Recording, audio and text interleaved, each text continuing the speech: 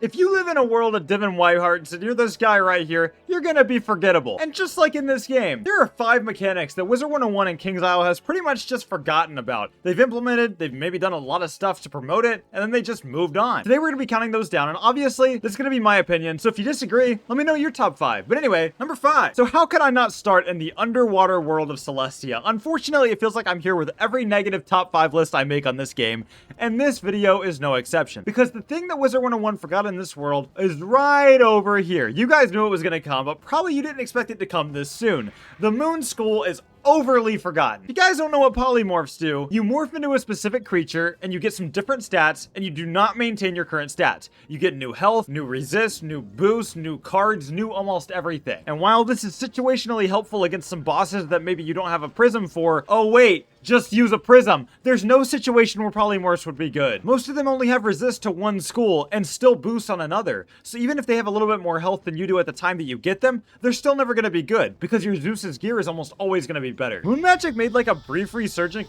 What is this sound? That was so unnecessary. Moon Magic made a brief resurgence in Chrysalis, but it's still in the same arc that it was introduced. If you talk to Arc and Moonblade, there's all of these moon spells, and honestly, they're not nearly as bad. Shift Dread Paladin is honestly the best, where you do some ice damage and then you get a 15, 30, or 45% to your next spell.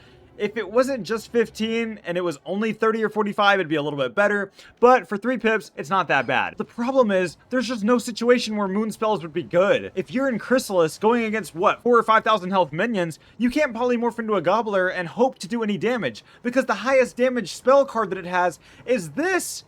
All it does is fart. It's not going to help you. While we're heading on to number 4, I just want to say, although love on these Wizard101 videos has honestly been so heartwarming, I love you guys so much, and thank you so much for all the support. Alright, so we are in the Castle Shop of Dragonspire for this one. How many times have you been in here? Because the number 4 feature are world-specific castles. Now, as you can tell, for most of the worlds in the first half of the game, you could buy them and preview them, and look at this. This is one of the 2 Dragonspire ones. You could actually buy this with gold and have a whole world-themed house. Look at this! It's so freaking cool. Now, obviously, the music doesn't really make sense because it's Wizard City, but it's got like 4 solid levels with a backside like this.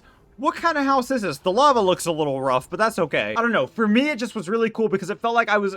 Here we have a dungeon cell for any unwanted visitors. I was talking! I just think it was really cool because when I was growing up, I used to think that I was actually moving in to a specific part of the spiral. And getting to live in my favorite world was just really cool. This is obviously a very small nitpick. There's a lot of things that King's Isle needs to do to make Wizard... Can you stop interrupting me? There's a lot of things that Wizard101 needs to do to obviously make this game as good as it once was. However, this is just a small little thing that I think probably meant a lot to a lot of people. I hope. And there's a dragon flying down there? That is sick! Ah, dude, look at that. I missed that. So I'm sure you guys probably saw this one coming. Obviously, we're going to talk about school identity because that's something that King's Isle is honestly kind of forgotten about. I'm going to try to do this as I go on my death culture as fast as I can for each of these schools. I'm just going to give you a brief kind of idea what their school identity is supposed to be, just so we're all on the same page. As you guys know, Life are supposed to be the healers. Myth, they're supposed to have minions and be pretty powerful, I think. Honestly, who really knows what they do. Death's supposed to heal back and be really good solo school. Fire is known for doing damages over time. Ice is known for being a tank. And Storm's known for their damage. Balance is, well, a balance. All of these schools have pretty much lost all of that. All of them can get to 10,000, 15,000 health, 200, 250 damage. And once you're at that level, it doesn't matter if you're casting a Frost Beetle, you're pretty much gonna kill everything. Accuracy doesn't matter anymore. Damage obviously doesn't matter anymore. Health really doesn't matter anymore. Yeah, there's a couple hard bosses nowadays, but you're not hoping that an Ice is gonna join your queue. You're hoping that you're just gonna get a Storm or nobody because you can probably do it yourself. I would love for Wizard101 to really just go back and do this. And honestly, this is gonna be controversial, but in my opinion, the update that totally ruined school identity besides the power creep was the spell weaving update. I'm not a big fan of it. I think double schooling's a super cool idea, but I'm really not a fan of the way they implemented it because now pretty much everybody can do everything. Why should you be able to get everybody else's minions? That doesn't make sense. And the minions aren't even good. For number 4 on this list, this one actually bothers me quite a bit because it's the spell quests.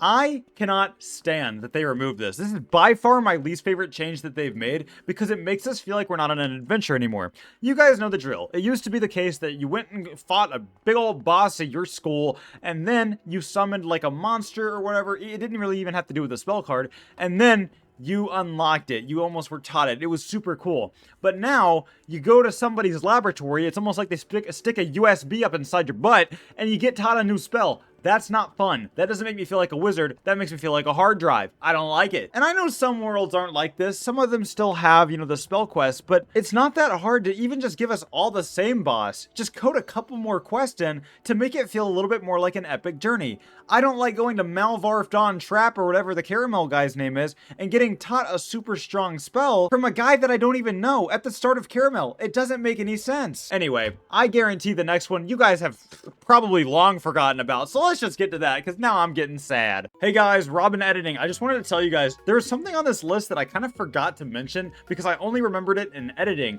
and it is Pet Quest. Do you guys remember going to like your school teacher or your Arcanum teacher and getting the pets from quests? It was kind of like spell quests, but literally that's all you would get. I kind of miss them. I know a lot of other people do, so if you miss them, let me know in the comments. But anyway, let's get to the actual most forgotten thing. When the hell have you ever remembered Way of the Ninja Pig? Just kidding. When have you thought about the Derby? What in the world? Who even plays Derby anymore? I guarantee I create this right now, and for the rest of the time that I talk, none of these spots are gonna fill because nobody plays it. Everybody was, relatively excited that there was a brand new game mode being introduced in the game. But unfortunately, King's Isle did the King's Isle thing and totally disregarded it. They allocate their resources to develop these new and exciting games, and honestly, the Pet Derby could be a lot of fun if they fixed it, but it's boring and nobody plays it anymore. Looking for opponent and skill... Wait, I actually got somebody? Wait, my point doesn't stand anymore? Let's do it. Where's my opponent? They literally just let me go solo because nobody plays this. That is the funniest thing that could have happened, and I had no idea that would happen. Okay, well anyway guys, I hope you enjoyed this video. If you did, leave a big thumbs up. Let me know the features that you guys think are the most forgotten in Wizard 101. And honestly, if I like your comment, maybe I'll make a video about it. I love you guys so much. You guys have a great rest of your day. I'll see you guys next time. Goodbye. 6,000 subscribers and you guys get my impression of every single Wizard 101 card. Here's my impression of the Skeletal Pirate. Shamanamana! Hey, Shamanamana! It's pretty good, right? No?